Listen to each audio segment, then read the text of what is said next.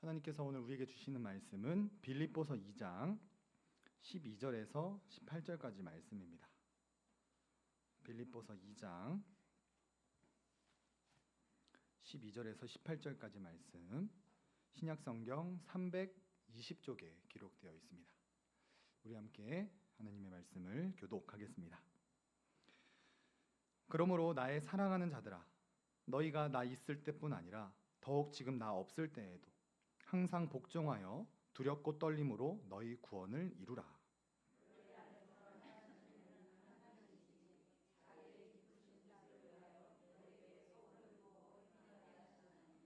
모든 일을 원망과 시비가 없이 하라.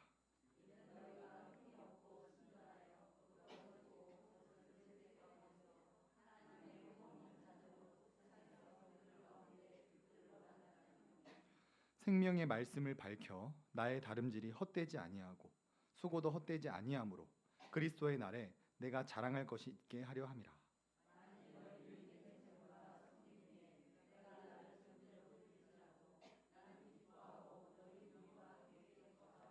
함께 읽겠습니다. 이와 같이 너희도 기뻐하고 나와 함께 기뻐하라. 아멘. 우리는 지금 하나님께서 죄인을 어떻게 구원하시는가, 이 구원론에 대해서 살펴보고 있습니다.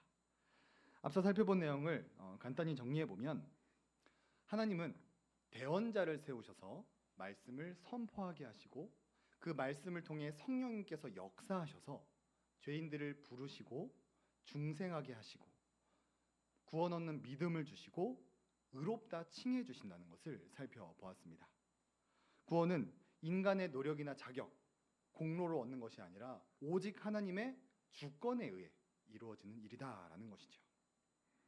사랑하는 성도님들은 이 복음을 믿으십니까? 내가 봉사하고 헌금하고 노력해서 구원을 받는 것이 아니라 구원은 하나님이 값없이 베푸시는 이 은혜라는 신앙 고백을 가지고 계십니까?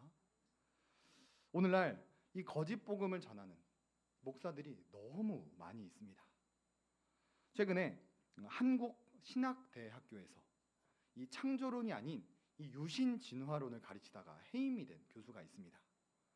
유신진화론이라는 것은 하나님의 형상대로 사람이 창조된 게 아니라 원숭이가 진화하여서 아담이 되었다라고 주장하는 자들입니다.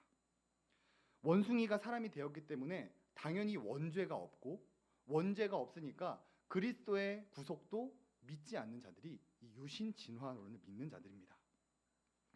이처럼 창조도 안 믿고 그리스도의 구속도 믿지 않는 자들이 목사 안수를 받고 박사학위를 취득해서 신학교에서 수업을 진행하고 있다고 합니다. 그리고 교수라는 지위를 이용하여 거짓 복음을 전파하고 낙태를 찬성하고 동성애를 찬성하고 차별금지법을 이끌어가는 그런 악한 시대를 우리가 살아가고 있습니다. 우리가 올바른 복음과 올바른 교리를 알지 못하면 더 이상 교회를 지켜낼 수 없는 너무 악한 시대가 되어버렸습니다. 우리가 계속해서 살펴보는 이 교리들을 잘 배워서 올바른 신앙 고백 위에 우리의 소망교회를 세우고 어떤 이단들의 공격 가운데서도 우리의 소망교회를 잘 지켜내는 우리의 소망교회 가족들이 되셨으면 좋겠습니다. 자, 오늘 이 시간에는 성화라는 제목으로 말씀을 함께 살펴보면서 성화의 의미가 무엇인지 올바르게 깨닫고 우리가 예수님을 닮아 생명의 빛, 세상을 비추는 영혼 구원을 살리는 그런 교회가 되기를 함께 기도하며 나아갔으면 좋겠습니다. 자, 첫 번째로 이 성화의 의미가 무엇인지 살펴보도록 하겠습니다. 우리 1번 대지를 함께 읽어볼까요? 시작. 성화란 무엇인가? 자, 성화라는 단어는 거룩하게 되게 함이라는 의미를 가지고 있습니다. 우리가 앞서 살펴본 교리들은 우리가 아무것도 하지 않아도 하나님께서 주권적으로 행하시는 일들이었습니다. 그런데 오늘 살펴본 성화는 우리를 거룩하게 하시는 하나님과 거룩하게 살기 위해 힘쓰는 우리의 노력이 모두 포함되어 있는 단어입니다. 하나님께서 우리를 성화시킬 뿐만 아니라 우리도 예수님을 닮아가기 위해 부단한 노력을 해야 된다라는 것이죠. 이 개념을 조금 더 신학적으로 설명해 드리겠습니다. 하나님께서 아담을 만드실 때에는 하나님 말씀에 무조건 복종하는 깡통 로봇으로 만들지 않으셨습니다. 하나님의 말씀을 지킬 수도 있고 불순종할 수도 있는 인격체로 만드셔서 선과 악을 선택할 수 있는 자유의지를 가진 상태로 아담을 창조하셨습니다. 강압적으로 나를 사랑해, 내 명령을 지키는 것이 아니라 아담 스스로 하나님을 사랑하기를 원하셨죠. 그런데 아담이 불순종하게 되면서 이 자유의지를 완전히 잃어버리게 됩니다.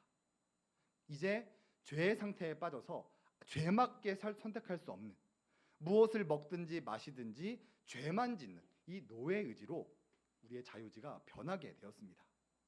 그렇기 때문에 인간은 스스로 구원에 이를 능력이 없었고, 그래서 하나님이 은혜를 베풀어 주셔야만 우리가 구원을 받을 수 있게 된 것이죠. 자, 그리고 이 하나님의 은혜를 받아 은혜의 상태에 접어들게 되면 우리는 다시금 악을 선택할 수도 있고 선을 선택할 수 있는 의지가 회복이 되게 됩니다.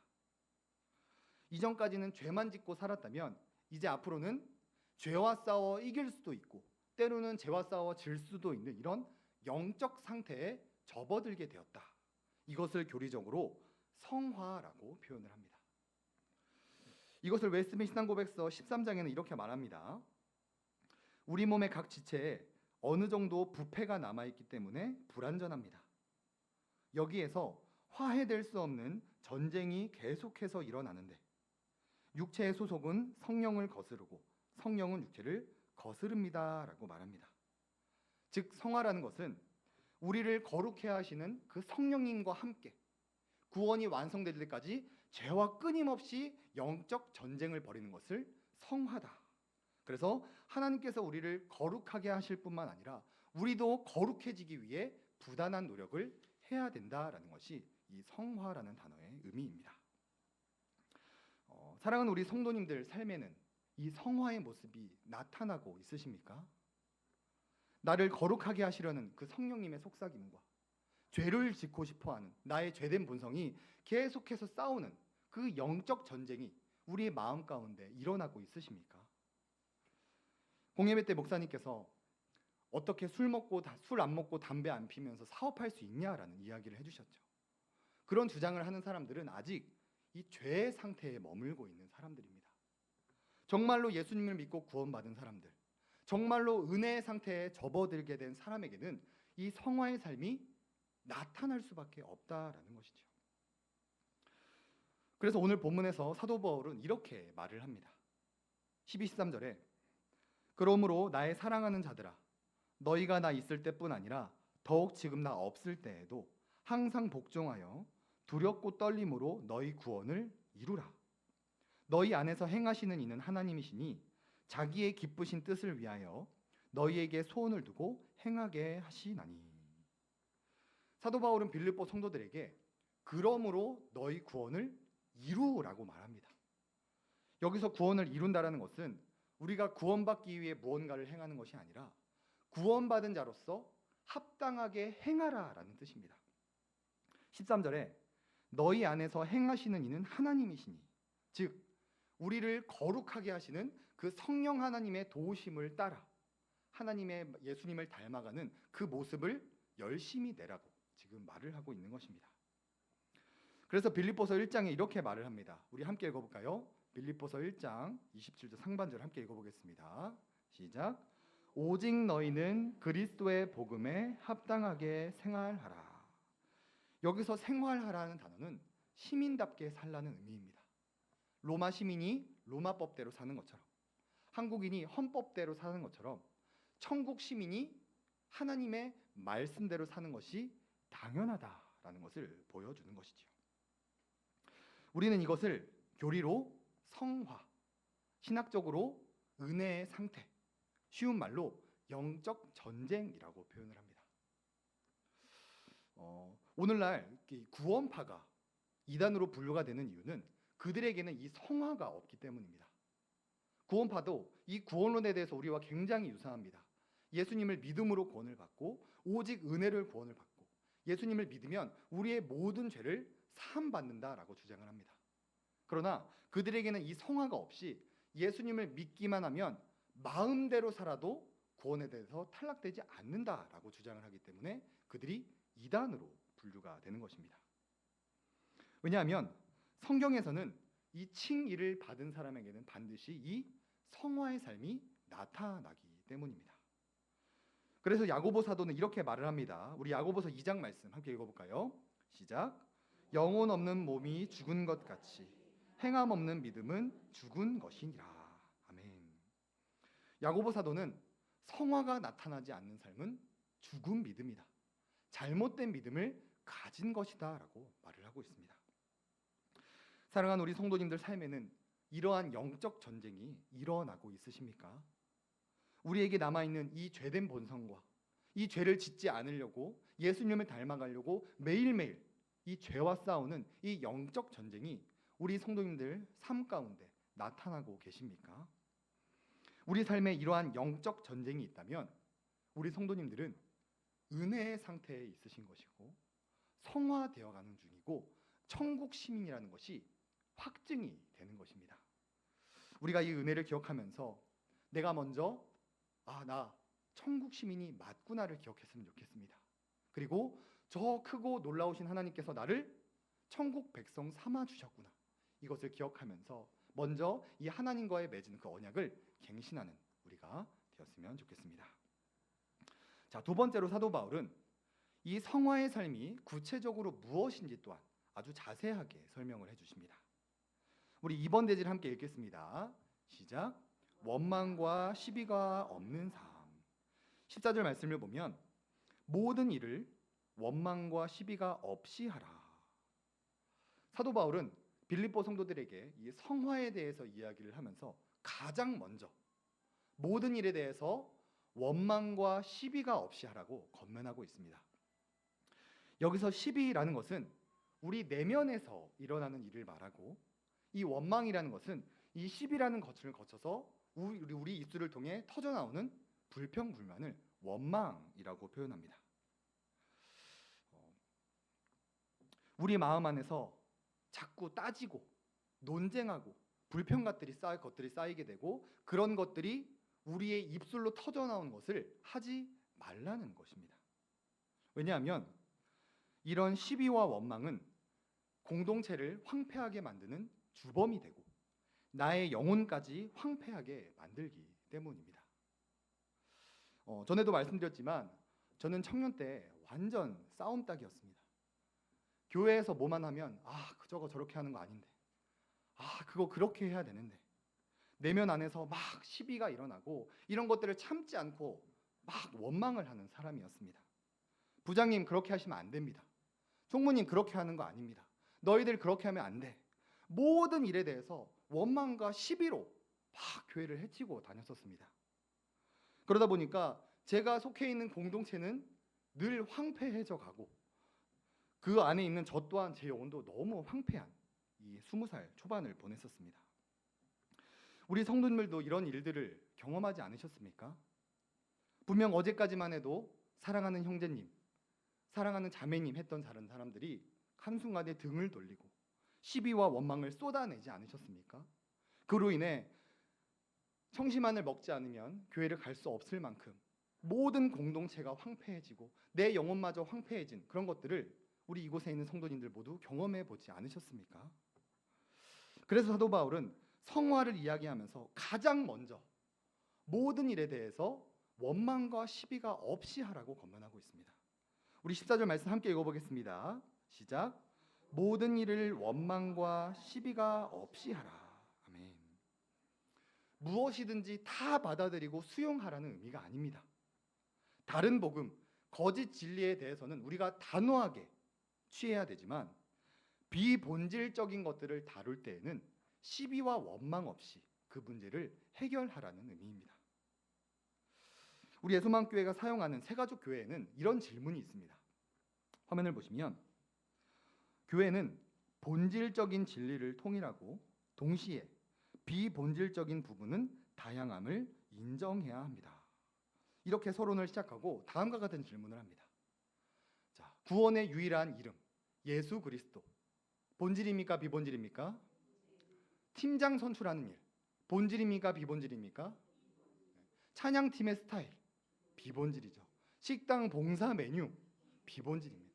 삼위일체의 하나님 본질이죠. 교회 차량의 색깔 비본질입니다. 자, 우리 교회 안에서 다툼이 일어날 때 대부분 뭐 때문에 싸웁니까? 비본질적인 문제 때문에 교회 안에 다툼이 발생합니다. 누구 하나 잘못한 것이 없고 정답이 없는 문제지만 문제를 해결하는 방식이 달라서 서로 다투고, 문제를 바라보는 관점이 달라서 서로 다투고, 문제를 해결하는 속도가 서로 달라서 우리는 너무 많이 다투죠. 그런 부분에 대해 사도 바울은 이런 비본질적인 문제에 대해서 원망과 시비로 하지 말고 주님이 주신 마음으로 이 문제들을 해결해 나가라. 주님을 닮아가라. 성화의 삶을 달려나가라고 오늘 본문을 통해 권면하고 있습니다.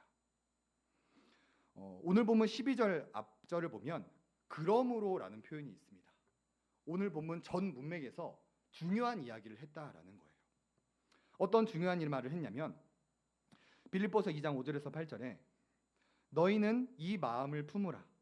곧 그리스도 예수의 마음이니 그는 근본 하나님의 본체시나 하나님과 동등됨을 취할 것으로 여기지 아니하시고 오히려 자기를 비워 종의 형체를 가지사 사람들과 같이 되셨고 사람의 모양으로 나타나사 자기를 낮추시고 죽기까지 복종하셨으니 곧 십자가에 죽으심이라. 아멘. 사도 바울은 그리스도의 예수의 마음을 품으라고 말합니다. 죄인인 우리를 살리기 위해 모든 영광을 버리시고 자기를 비워 종의 형체를 갖추시고 죽기까지 자신을 낮추신 예수님의 겸손을 닮아 그 겸손으로 서로를 대하라고 권면하고 있습니다. 그리고 우리가 그렇게 행하면 하나님께서 우리를 흠없는 자녀, 세상을 비추이는 빛, 죄인을 구원하는 생명의 말씀을 되게 하신다라고 오늘 본문을 통해 말하고 있습니다. 15절 16절 말씀을 보면 이렇게 고백을 합니다. 이는 너희가 흠이 없고 순전하여 어그러지고 거스르는 세대 가운데서 하나님의 흠없는 자녀로 세상에서 그들 가운데 빛들로 나타내며 생명을 밝혀 나의 다름질이 헛되지 아니하고 수고도 헛되지 아니하므로 그리스도의 날에 내가 자랑할 것이 있게 하려 함이라. 우리가 시비와 원망을 그치고 예수님께서 하셨듯이 하나님을 전적으로 의지하고 예수님께서 하셨듯이 서로를 사랑하고 예수님께서 하셨듯이 오래 참아주기만 하면 하나님께서 우리 교회 안에 발생한 문제들을 직접 해결해 나가시고 우리를 흠이 없는 자녀, 세상 가운데 빛과 생명의 말씀이 되게 하겠다라고 오늘 본문을 통해 약속해 주고 계십니다. 이 차이점이 느껴지십니까? 교회 안에 비본질적인 문제가 발생했을 때 시비와 원망을 쏟아내면 그 공동체는 황폐해집니다. 교회 안에 어떤 사람들이 모여 있습니까? 허물투성이들, 실패한 사람들, 자격 없는 사람들, 마음이 망가져 있는 사람들, 분노로 가득 찬 사람들, 사람들에게 실망하고 상처받은 사람들. 교회 안에는 온갖 문제가 가득한 사람들이 바글바글 모여 있습니다. 그런 문제가 가득한 사람들이 내 말이 맞다면서 문제를 해결하고 들면 당연히 공동체가 황폐해질 수밖에 없는 것이죠. 그러나 교회 안에 이런 어떤 문제가 생겼을 때 우리의 생각과 지식과 경험을 통해 해결하려는 것이 아니라 예수님이 하나님을 전적으로 의지했듯이 그 문제를 하나님께 전적으로 맡기고 예수님께서 교회를 죽기까지 사랑하셨듯이 내 옆에 있는 성도를 사랑하고 예수님께서 우리를 오래 참아주셨듯이 옆에 있는 성도의 연약함을 오래 참아주기만 하면 하나님께서 그 문제들을 직접 해결해 가시고 우리를 흠없는 자녀, 생명을 향한 빛, 죽은 자들을 살리는 생명의 말씀으로 만들어 우리를 통해 영혼을 구원하시겠다 약속해 주고 있습니다. 저는 이 성화의 은혜를 예수마음교회 오자마자 경험한 적이 있었습니다. 제가 교회 온 지 얼마 안 됐었을 때 교회 안에 작은 다툼이 발생했었어요. 그때 저는 막 이런 혈기를 가지고 목사님을 찾아가서 목사님 이거 교역자들이 나서서 해결해야 되는 거 아닙니까? 이거 헌법대로 치리해야 되는 거 아닙니까? 이렇게 따져 물었었습니다. 그때 목사님은 저에게 이런 문제들은 사람이 먼저 나서서 해결하기보다는 먼저 이 문제를 두고 하나님께 기도해야 된다라고 저에게 말씀을 해 주셨습니다.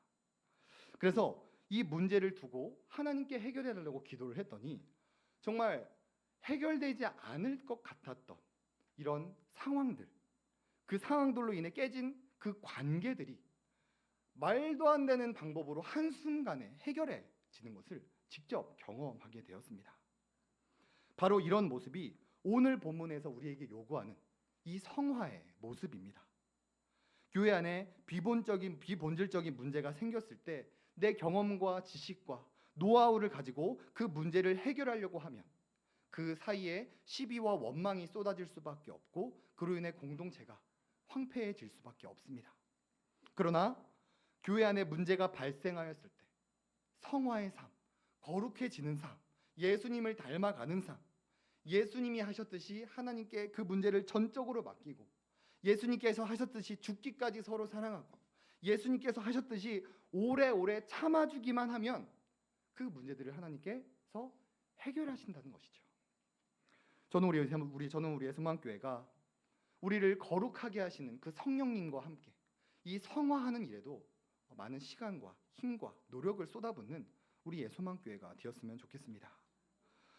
오늘날 이 칭의라는 교리, 믿기만 하면 구원해 준다라는 이 교리가 성도들을 나태하게 만들었다라는 비판이 굉장히 많습니다. 하지만 성경은 그렇게 말하지 않습니다. 이 칭의를 받은 사람에게는 이 성화의 삶이 나타날 수밖에 없습니다. 죄를 짓지 않으려고 영적 전쟁을 치르고 어떻게 해서든 예수님을 닮아가려는 그런 모습이 우리한테 나타날 수밖에 없기 때문에 칭의를 받은 사람에게는 이 나태한 모습이 나타날 수 없다라는 것이죠. 저는 우리 예수만교회가 우리와 언약을 맺어주시고 우리와 언약을 갱신해 주시고 우리를 주권적으로 구원해 주신 그 하나님을 예배하고 찬양하는 일뿐만 아니라 우리 안에 계신 성령님과 함께 이 예수님을 닮아가는 일에도 집중하는 우리 예수만교회가 되었으면 좋겠습니다. 우리가 신앙생활을 하다 보면 아웅다웅하는 문제가 발생하지 않을 수가 없습니다. 그때 우리가 오늘 말씀을 기억하기 원합니다. 내 경험과 내 지식과 내 노하우를 통하여서 그 문제를 해결하려는 것이 아니라 내 안에 계신 성령님과 함께 예수님이 하셨던 것처럼 그 문제를 하나님께 직접 맡기고 우리는 그저 서로 사랑하고 하나님 예수님이 우리를 오래 참아 주셨던 것처럼 옆에 있는 사람들의 연약함을 오래 참아 줌으로 말미암아 살아계신 하나님께서 그 문제들을 해결하고 우리를 통해 영원 구원이 이루어지는 그런 놀라운 역사를 함께 경험하기 위해 성화되는 그 노력까지에 힘쓰는 우리 예수만교회가 될 수 있도록 시간 함께 찬양하고 기도하며